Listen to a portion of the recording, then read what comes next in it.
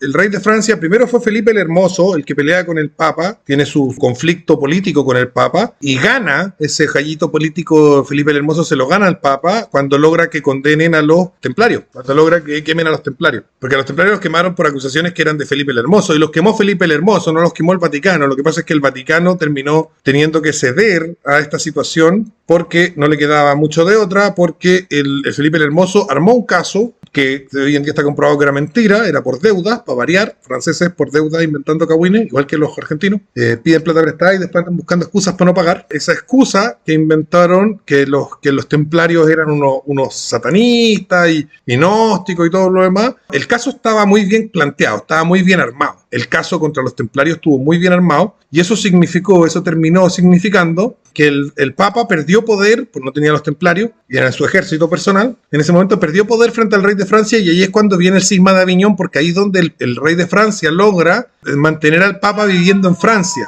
Y el Papa vivió en Francia como por 100 años, ese fue el cisma de Aviñón, hasta que después de una serie de conflictos lo lograron convencer a los papas, los lograron convencer a la línea legítima, que era la que estaba en Francia, que esa era la línea legítima. Porque se crearon dos líneas de sucesión más que eran falsas, ¿no es cierto? Como la del Papa Luna y otras. Y lograron convencer a los papas legítimos, que eran los que estaban en Aviñón, legítima, la lograron convencer de que vuelva a Roma. Y como el rey de Francia no quería que volviera a Roma, entonces esta discusión la ganó el Papa, se volvió a Roma, y el rey de Francia, la monarquía francesa, quedó picada, porque habían perdido ese control que tenían sobre el Papa al tenerlo viviendo en Francia. Perdieron ese control que tenían sobre el Papa. Y como perdieron ese control que tenían sobre el Papa, durante las siguientes décadas, vamos a ver, además del desarrollo del absolutismo francés, vamos a observar también a los franceses, sin dejar de ser católicos, por cierto, pero desconfiando del tema del Papa, así como ya, sí, bueno, hay que hacerle caso en lo religioso, pero tratemos de no meternos mucho con este weón porque estamos picados con él, estamos picados con el Papa. Ese era el asunto con los reyes franceses de esa época. Y los ilustrados franceses, los intelectuales franceses liberales, que después los liberales hablan, ¿no es cierto?, de la separación de la Iglesia y del Estado. ¿Has escuchado que los liberales siempre hablan de la separación de la Iglesia y del Estado? Bueno, los liberales antes no creían eso. Cuando empezaron no creían en la separación de la Iglesia y del Estado. Eso se lo inventaron después.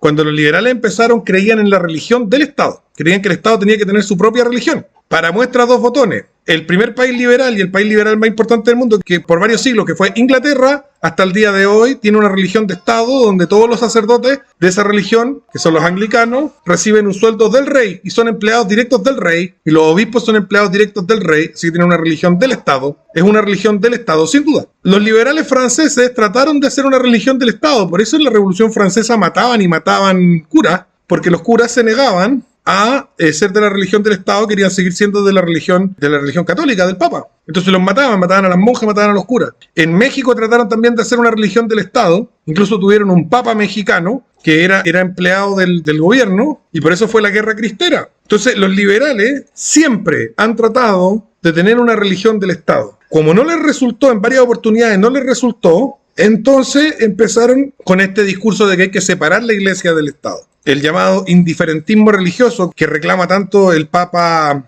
creo que es San Pío X el que reclama sobre el indiferentismo religioso. En realidad todos estos píos reclamaron sobre lo mismo. San Pío X, Pío IX, Pío XI y Pío XII reclamaron sobre el tema del indiferentismo religioso, que fue la siguiente movida de los liberales. Ya que no podemos hacer nuestra propia iglesia del Estado porque la gente quiere seguir siendo católica, entonces vamos a hacer como que da lo mismo la religión. Y hoy en día están en la siguiente etapa de la construcción de la religión del Estado, y la siguiente etapa dice relación con que el Estado sea ateo. Si ustedes se fijan, antes el Estado no se metía en la religión, pero igual la gente, por ejemplo, hasta el día de hoy en Estados Unidos, cuando van a un juicio, juran en la Biblia. ¿Se han fijado eso, no? O que la gente en Estados Unidos o en el mundo en general, ¿no es cierto?, los presidentes dicen por Dios y cosas así, o hablan cosas de Dios en sus discursos. Bueno, ahora quieren eliminar eso. Ahora dicen que la separación del Estado y la Iglesia significa que el presidente no puede rezar. No puede rezarse un rosario el presidente porque entonces esto es del Estado y la Iglesia y no sé qué. Esa es la siguiente etapa. Ya no es un Estado que no le importa la religión, ahora es un Estado ateo. Ese es el siguiente paso que están tratando de llevar adelante los liberales, y sacar las clases de religión de los colegios para que sea un Estado ateo. ¿Y qué es lo que pasa cuando un Estado es ateo? Cuando nosotros observamos la Unión Soviética, por ejemplo, que era un Estado ateo, un Estado que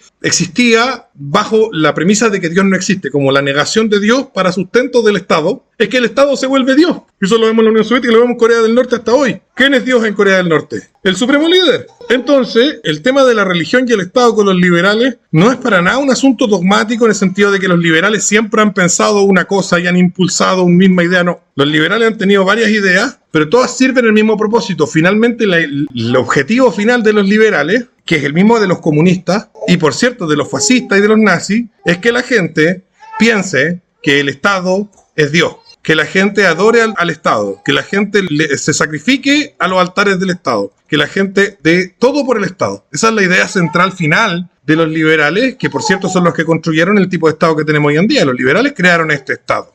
Los liberales no crearon el Estado per se, porque antes existía otro Estado. Pero el Estado que hoy tenemos es una creación del liberalismo. Antes no existía este Estado, antes existía otro Estado. Y son las revoluciones liberales las que crean este Estado, las que lo entrelazan con la idea de nación. Antes los Estados no tenían nada que ver con la nación, a partir de ahí empiezan a tener que ver con la idea de nación. El Estado liberal siempre ha querido ser una religión en sí mismo. Pero eso ya está presente, como les decía, desde la Reforma Protestante, porque en la Reforma Protestante, ¿qué es lo que dice, qué es lo que empieza a plantear el mismo Lutero? Empieza a decir, todos tienen que ser de la misma religión, tienen que seguir el mismo credo que su jefe político. O sea, si usted vive en Sajonia, tiene que ser luterano, porque el duque de Sajonia es luterano. Lutero escribía, trabajaba para el duque de Sajonia, él le pagaba el sueldo. El duque de Sajonia. Entonces, si el duque de Sajonia es luterano, usted tiene que ser luterano. Y si usted vive en Austria y está bajo el dominio de los Habsburgo, tiene que ser católico. Pues todos tienen que ser de la misma religión, exactamente la misma religión que el jefe de su gobierno. Esa es la idea de Lutero. Usted no puede tener una religión distinta que su presidente. No funcionó. Entonces después vino la idea de la tolerancia de John Locke.